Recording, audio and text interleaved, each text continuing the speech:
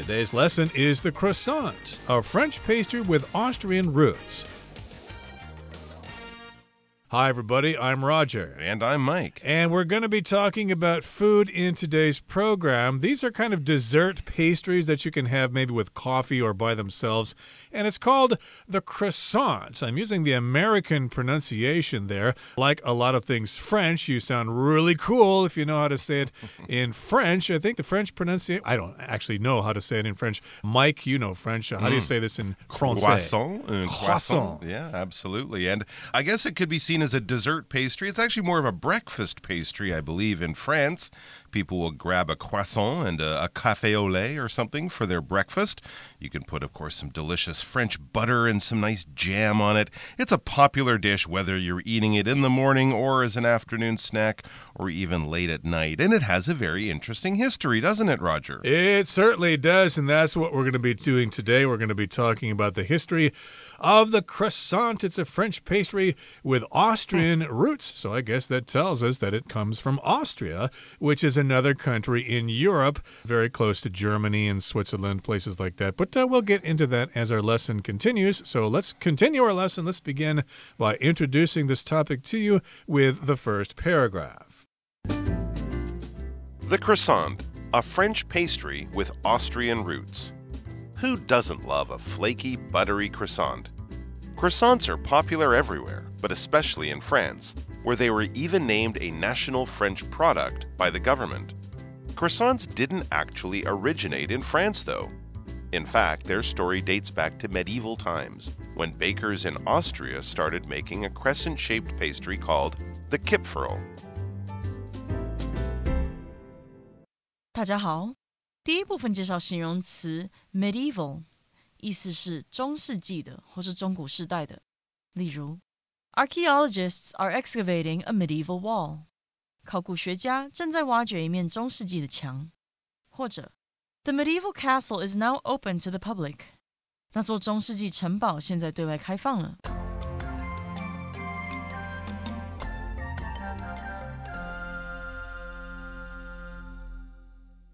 Okay, so again, this is a French pastry with Austrian roots. Okay, if you go to the bakery, you say a bread here, Mike, a 面包, that's what you guys say, but we say go buy a pastry, which is something especially prepared with dough and usually sugar, and it's in some kind of fancy shape. There are many different kinds of pastries, and you buy those things at a bakery.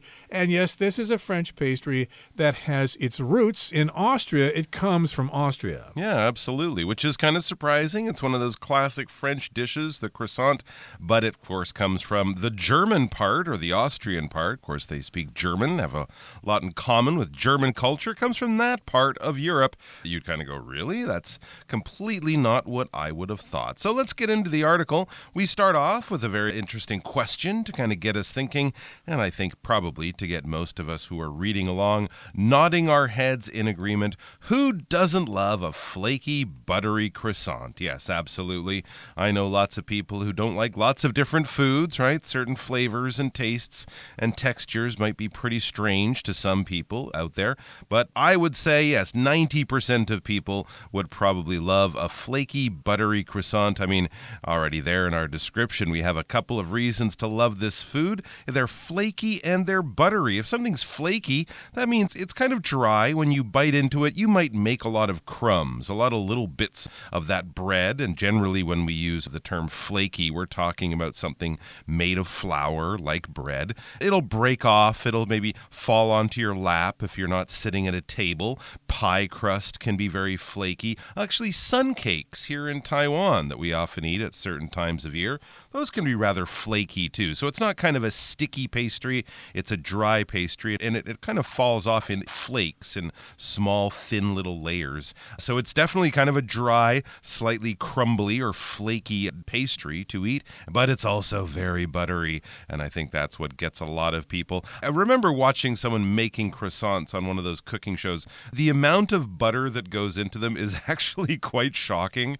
They're definitely not for people on a diet, but that's what gives them that nice rich taste in our mouths, and also what helps them kind of flake up when you're cooking them. So if something's buttery, we basically just mean it has a lot of butter in it. You might like buttery popcorn when you go to the movies. cheese. And of course, buttery sauces are something that's also very associated with French cooking. Then it says croissants are popular everywhere, but especially in France, where they were even named a national French product by the government. So they have a special cultural place in France. People not only eat them, some probably every day, but also it's a big part of their culture. You'd probably put baguettes in there, you'd put pâté in there, maybe duck à l'orange, these classic French dishes, and it was recognized as a significant cultural and culinary or kitchen food product of the French culture. So I think that's a well-deserved position. Indeed, and in the next sentence we have the word though at the end of it. That just means but we put the word though at the end. You could say,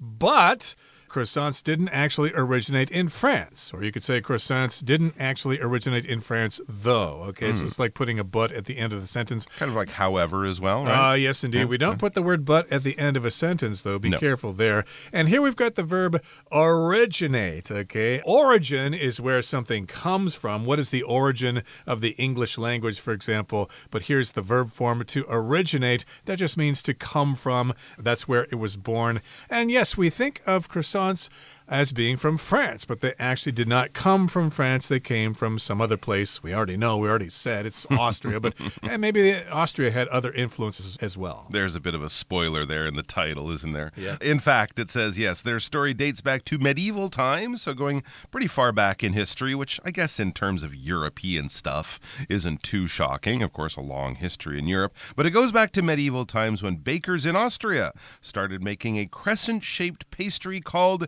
the Kipferl. If something dates back to, that's kind of like when it originates, but we're not talking about the place it originated, the time it originated. So it dates back to, and then you could put in sort of a general thing like medieval times, the Dark Ages, something like that. Or you can actually get very specific with the actual date. It dates back to the 1840s, or it dates back to 1935 when this first thing was invented for the first time, or something like that. So it dates back to, if we follow the history back in time, we will go back to medieval times. And when we think of medieval times, this is roughly between the year 1000 and the year 1500.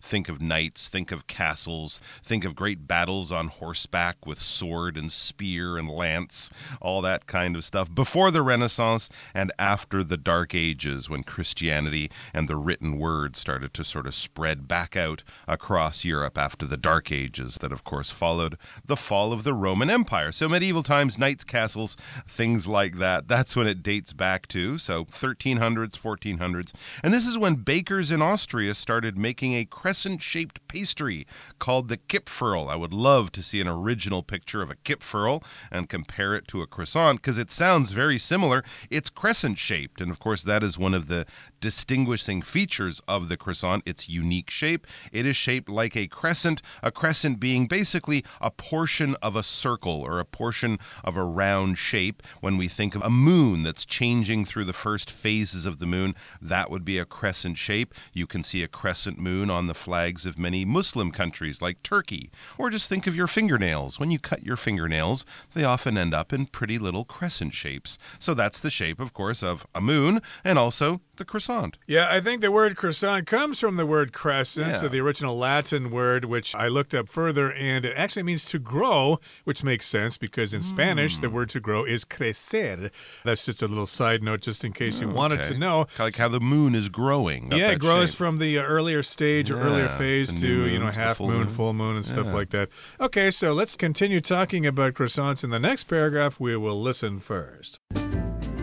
No one knows exactly when the Kipferl was created, although one common myth states that it was invented to celebrate an Austrian victory over the Ottoman army, whose flag featured a crescent.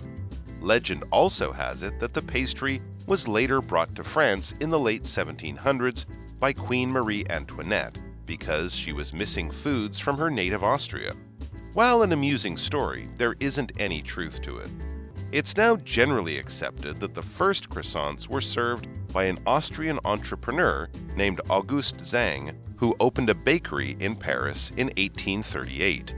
Zhang's take on the Kipferl was relatively light and buttery, and it eventually evolved into the croissant we know today. 第二部分看到名词 myth， 表示错误的看法或观念，但同时也可以是神话的意思。例如 Some people still believe in myths surrounding Friday the 13th. 仍然有些人相信关于13号星期五的迷信。或是 The ancient Egyptians believed that myths explain the origins of the universe. 古埃及人认为神话解释了宇宙的起源。下一个看到形容词 amusing， 它的意思是有趣的或是引人发笑的。例如 George told an amusing story at last night's party. George 在昨晚的派对上说了一个有趣的故事。也可以说 I found the special effects in the film to be quite amusing. 我发现电影中的特效非常有趣。后面介绍名词 entrepreneur， 表示企业家或是创业家。可以说 Finding success as an entrepreneur usually requires taking on some risk. 作为一名企业家，取得成功通常需要承担一些风险。又或者说Simon is an entrepreneur and has started many businesses. Simon 是一位企业家，他创办了许多企业。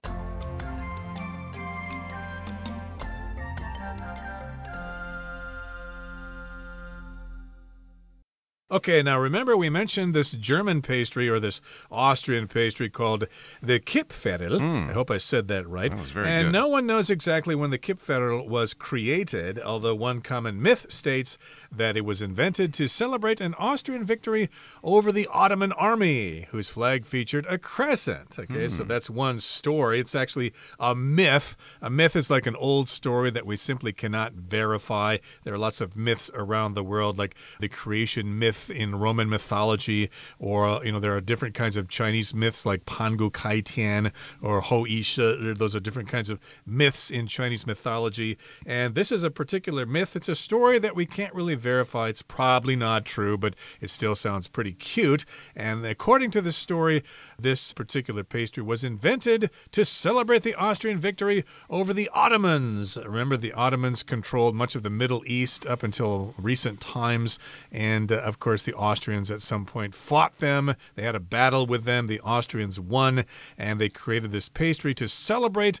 And of course the Ottomans had a flag which featured a crescent. So if you beat the Ottomans, you think, hey, we're going to make that symbol on your flag into a crescent-shaped pastry that we'll eat, and every time you guys see us eat it, you will be reminded of that horrible victory that we had over you, and you will feel very bad about yourselves. Very interesting. So I guess if the Austrians had beaten the Americans, it would be a star shape or something like that from a notable feature of the American flag. So that's an interesting story. Yeah, I've heard that one before, but as Roger said, it's a myth, so this is not exactly documented history, but it is a good story that's been passed down over the years.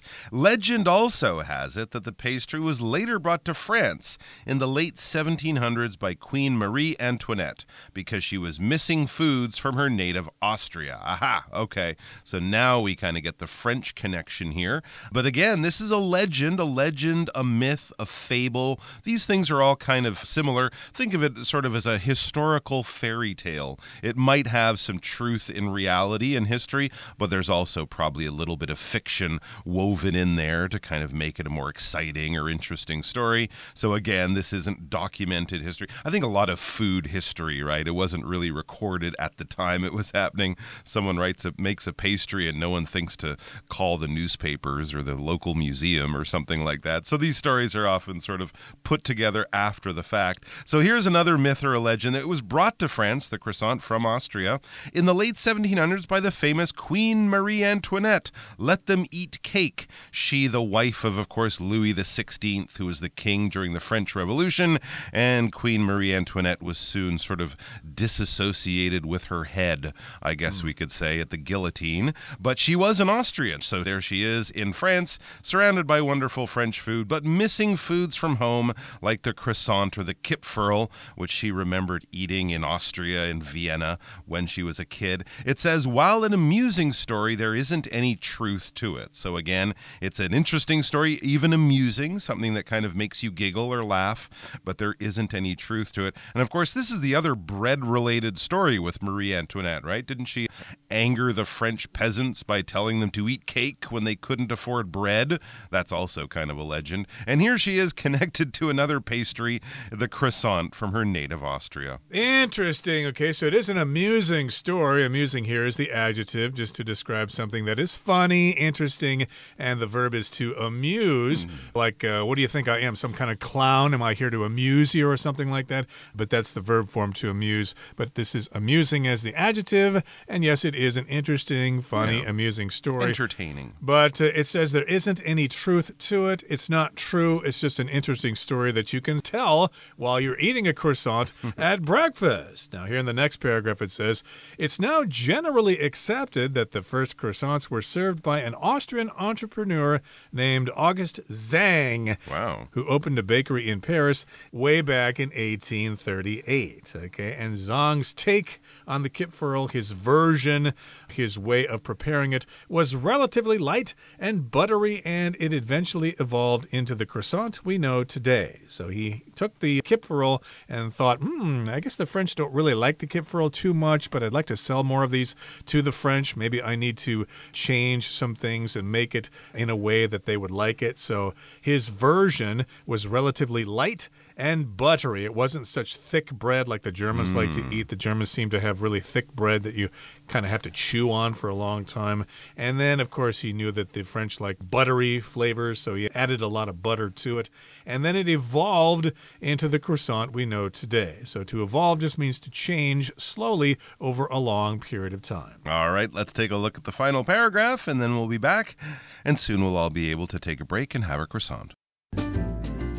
Croissants became hugely popular in France, where they're now a symbol of café culture.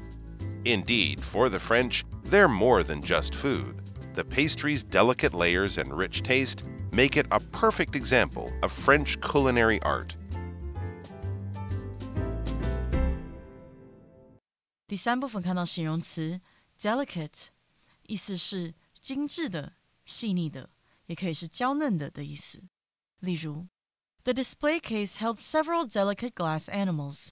该展示柜里有好几个精致的玻璃动物。再看一个例子 The artist used delicate brushstrokes in his artwork. 这位艺术家在作品中用了细腻的笔触。继续介绍名词 layer， 指的是层或是层次。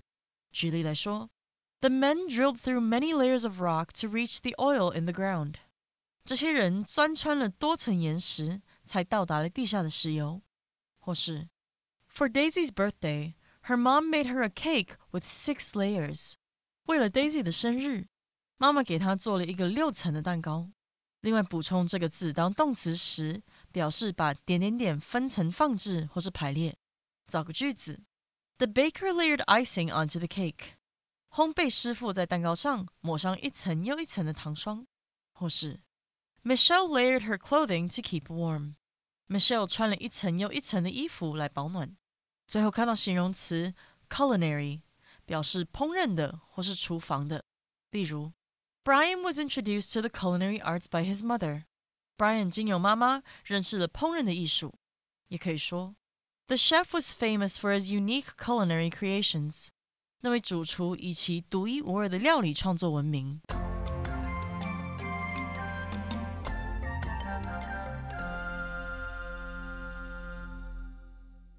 Okay, let's finish things up now by talking about the final paragraph. It says croissants or croissants became hugely popular in France, where they're now a symbol of cafe culture. Remember, the French like to sit around and chat in French and drink coffee and eat pastries. They, of course, talk about philosophy and art and music and things like that. They're highly intellectual people, so yes, indeed, you should feel intimidated if you're talking to a French person because they certainly know a lot more about things than you do. And in this particular case, yes, they like to eat croissants when they drink their coffee. Absolutely. Well, they certainly know a lot more about croissants than you do. Absolutely. I think that's not debatable. Indeed, it says for the French, they're more than just food.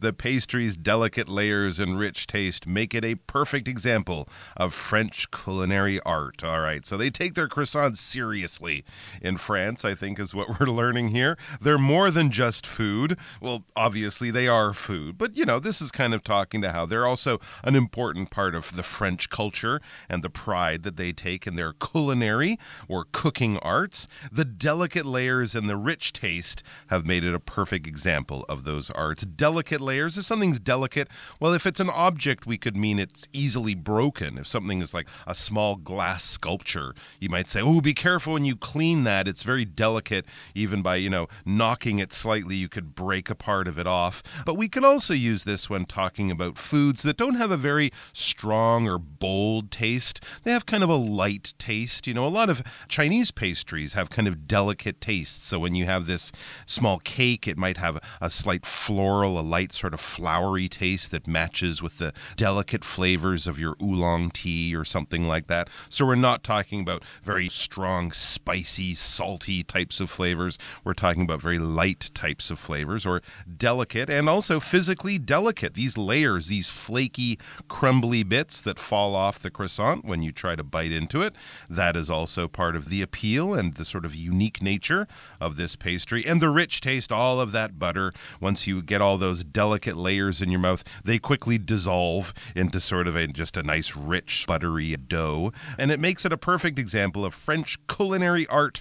Culinary, yes, meaning of the kitchen, of food, of preparing food at a very high level. If you're making yourself a cheese sandwich, I don't think you can say you're a master of the culinary arts, but if you've gone to the cordon bleu and you know how to make all sorts of fancy French food or Chinese banquet cooking, Japanese cooking, to a very high, artistic, refined level, that's kind of what we mean when we talk about culinary arts, but basically in the kitchen, cooking with high skill. Indeed. So we know all about croissants now, but we're going to continue talking about them next time. But we're going to say goodbye now after we hear from our Chinese teacher.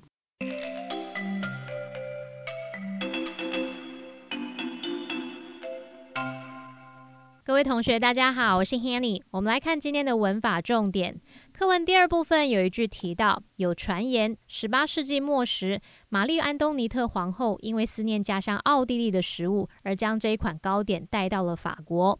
那文中用到句型 Legend has it that 主词加动词，这样的句型是表达传说、据说怎么样怎么样。那注意其中的 legend 固定用单数，而且前面不加冠词。至于它的 it 是当虚受词，用来代替后面的 that 子句。举例来说，Legend has it that a fierce dragon once lived in a cave. 传说有一只凶猛的龙曾经住在那个洞穴里。好，那顺便补充其他类似的用法。第一个是 Rumor has it that 主词加动词，这可以表达传闻怎么样、传言怎么样怎么样。那么名词 rumor 是指谣言、传言。举例来说 Rumor has it that the actress is pregnant. 有传言说那位女演员怀孕了。好，那么第二个句型是 Word has it that 主词加动词，这可以表达听说怎么样、据说怎么样。像是 Word has it that Jake is dating the boss's daughter. 听说 Jake 在跟老板的女儿交往。那在这个句子里面呢 Word has it 其实就跟 I have heard 意思差不多。好，那么第三个句型是 Tradition has it that 主词加动词，这就可以表达传统上怎么样怎么样。像是 Tradition has it that the bride should wear something old, something new, something borrowed, and something blue. 传统上，新娘身上必须穿戴某样旧的东西、某样新的东西、某样借来的东西，以及某样蓝色的东西，据说就是为了好运哦。好，那我们读到课文第三部分最后一句，对法国人来说，可颂不仅仅是食物。那么文中是用 more than just food 来表达不仅仅是食物。more than just 表达不只是怎么样，不仅仅是怎么样。像英文里面有一个用语 more than just a pretty face， 这是用来表达某人并不是只有长得好看而已，他还有其他的优点。我们顺便补充两个跟 more than 相关的用法。第一个补充的是 more than a little. A little 原本是少量的意思，但是在前面加上 more than 却可以表达出很多、非常的意思，那就会跟 very 或是 extremely 意思差不多。例如 She was more than a little surprised， 这是指说她非常惊讶。好，那么第二个补充的是 little more than， 这是表达仅仅、只是、只不过是怎么样怎么样，意思会跟 no more than 或者是 nothing more than 或是 only 意思相近。那这个用语常常用来修饰名词。举例来说 ，The cake is made with little more than eggs, flour, butter, and sugar. 这个蛋糕的原料就只是鸡蛋、面粉、奶油和糖。好，那么以上今天重点整理，我们回顾今天单词吧。Pastry. My favorite bakery makes fresh pastries every morning. Myth. Many people believe the myth that lightning never strikes the same place twice. Amusing. Omar's jokes are always amusing and make people laugh. Entrepreneur. Entrepreneurs often work long hours to grow their businesses. Evolve. Nancy's blog evolved into a popular platform for discussing travel and lifestyle. Delicate. The artist painted a delicate flower with graceful lines and soft shading. Layer. People in Norway typically wear several layers of clothing to stay warm in the winter.